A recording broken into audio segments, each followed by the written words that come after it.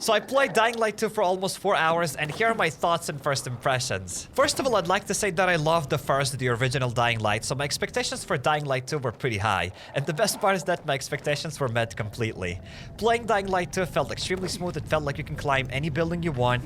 The game gives you the same satisfying parkour-style feeling just as the original game. One of the new features in Dying Light 2 is that now zombies climb out of their vents while you're running on top of the rooftops, and after you kill a zombie, you obviously get to loot it. I'd like to mention that I was allowed to play the game only on a controller, which was really unusual for me as I don't even own a controller at home. But I was still able to enjoy the game despite some small inconveniences. Also, speaking of the rooftops, here you can find all sorts of materials such as honey or lavender and much more to craft whatever items necessary.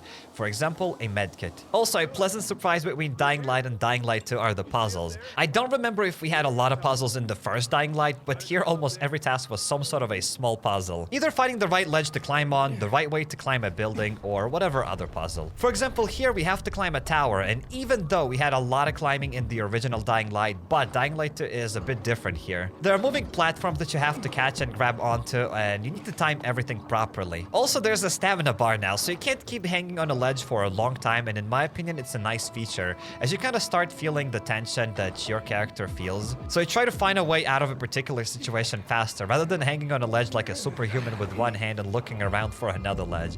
So I do love this new stamina bar, and it 100% gets my approval. And speaking of my approval, I loved how we could jump down in the original Dying Light from abnormal heights, and luckily we can do the same thing here in Dying Light 2. Some towers will have mattresses marked with X's, so you can jump on top of them and get literally no fall damage, and plus it's also kind of satisfying. Dying Light 2 isn't all about jumping though. Stealth is really fun and engaging in some scenarios. Like here you can see our main character is sneaking through a building full of zombies. And even though I'm not planning to play this game with a controller because I'm gonna play it with a keyboard, but I have to give credits to controller because sneaking missions are much more fun when you can control your character's speed precisely with the joystick. It also looks like some sneaking missions are a bit forgiving to making some noise, like here I was able to take down a zombie and that did not alert other zombies in the building, which I think is really cool because we all know how stealth can get annoying quickly, especially if we make like a tiny mistake. I also haven't mentioned anything about the sound design, and Dying Light 2 absolutely nails it. Either it's just ambient sound where you are chilling outside, or more energetic combat music, or in this scenario,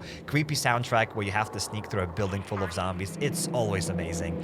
I love great in-game sound design, and Dying Light 2 is just a pleasure to my ears. Here in Dying Light 2, sometimes you have to search for clues, like for example blood steps, and it's a nice way to show where you have to go and which path you need to take while sneaking. Because it's easy to get lost in the dark building filled with zombies, plus it's satisfying to follow the blood steps as it feels like you've achieved something or accomplished something when you reach your destination. Doing stealth and sneaking missions, you don't always have to sneak. There are parts where combat is unavoidable. Like in this scenario, we have to clear the area of the infected. And you know what? It's always nice to smash some zombies before you end a stealth mission. It feels like a reward to destroy them or something, and in my opinion, no matter how many zombies you kill, it's never enough, and it's always satisfying to kill some more. A new Dying Light 2 feature is that you can't stay in the dark for too long. You need to find a light source, like a UV light. So when you are sneaking through the building or running outside during the night, you have to be quick because your immunity keeps going down. It also looks like you can find or maybe even craft an immunity mixture, but I was never able to find it, and I never tried crafting it, but it's nice to know that that mixture exists. Zombies aren't the only enemy in Dying Light 2. Here I was trying to deal with the bandits. I was throwing bombs at these thugs thinking I'm big brain and I'm one step ahead of them, but I realized that those were not bombs, but just simple firecrackers. It's nice to see some old items from the original Dying Light, such as firecrackers. I try to do this quest stealthily and take down the thugs quietly, but after they've noticed me, I started fighting with the good old melee weapons. I wish I could talk more about melee weapons and types of melee weapons that exist, but I didn't really have too much time to test out all the weapons, and honestly, I didn't even pay too much attention to them. But I can say with certainty that there were some lightweight weapons and heavy two-handed weapons. Also, even at some point, I had a bow. And after I got a bit better with the controller, I was able to find enemies more efficiently. I was able to block them, parry their attacks, and kick them, and attack swiftly with melee weapons, and it felt very satisfying. And now let's talk about graphics in Dying Light 2, and obviously I had no idea what settings the game was running on or what were the PC specs, but I can tell you that the game looks really pretty, especially when you are on the rooftops, as those rooftops are filled with green trees and grass, which we didn't have a lot of in the first Dying Light. Also, a lot of the human life and civilization in Dying Light 2 happens on the rooftop, which probably makes sense as the streets belong to the zombies. As from my experience, I only found there zombies and bandits. And I'd like to talk about one of the most memorable moments of Dying Light 2 preview event, which was this puzzle. I'm not even sure if I can call it a puzzle, but I've spent here about 10 minutes trying to figure out on how to get to the ladder. I I chose to show this part as here you can see some nice parkour mechanics which are similar from the original Dying Light, but also after a while I realized that there are two types of jumps in this game. A small jump and a bigger, stronger jump. And after I realized that, I was able to jump to the ladder without a problem, and that changed the way I parkoured in the game, as now I knew that you can do stronger jumps. I'm pretty certain the game teaches that in the beginning, but I got to play the game like a couple of hours into the story. Also, after you complete some certain tasks, you get to decide who gets a certain tower and who will live there. Here, after I cleared a water tower, I had two options, to assign it to peacekeepers or the survivors. Each of them gives different rewards. Here we've unlocked the tower that brings water to the city no matter which side we choose. But if we pick peacekeepers, then we'd unlock the car traps, and with the survivors we unlock zip lines. And it also looks like all of your choices will shape how the city looks like, so be careful who you pick. And now let's talk about a completely new mechanic in Dying Light 2, which is a paraglider. We unlocked the paraglider somewhere further in the game, which is nice to see, as throughout the entire game you unlock some new cool abilities which keep Dying Light 2 fresh no matter at what stage you are in the game. I didn't get to fly the paraglider too much, but from what I've tried, it's a cool addition to the game. There's some sort of a stamina bar that keeps running out, so you can't hang on to the paraglider forever, but there are some sort of special vents and they work like boosts to your paraglider. I haven't really seen many of them, but I'm sure they're gonna be very useful from going from one building to another building. And those boosts obviously replenish that stamina bar. And I'd like to mention that it feels incredible to jump off of a building in Dying Light 2 and then taking out your paraglider. It makes you feel untouchable and gives you a sense of some sort of superpower. And you know, in short, it's just a very satisfying mechanic in the game.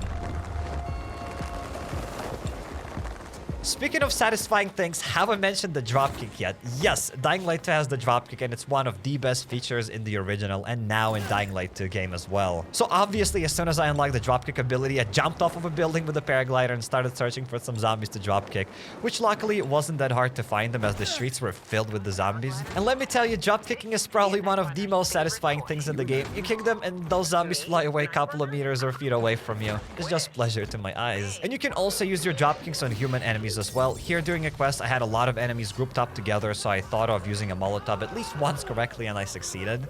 I was able to throw the Molotovs and light all of them on fire, and after the Molotov disappeared, I was able to test out my brand new dropkick ability on human enemies. And it's just as satisfying as always to dropkick them into a wall, and then as a cherry on top, you get to literally explode their head with a machete. If it's not cool or satisfying, I don't know what's cool and satisfying. Another one of the more memorable moments was this special and unique puzzle where we had to activate an electric station. You have to find a working green generator which is going to have a cable, and then you have to run with that cable to connect it to a broken red generator. But the catch is that those cables have a certain amount of length, so you can't just run aimlessly to connect those cables. You have to find the right path, and while doing that, you get to jump across the ropes like a Tarzan while holding a cable in your other hand.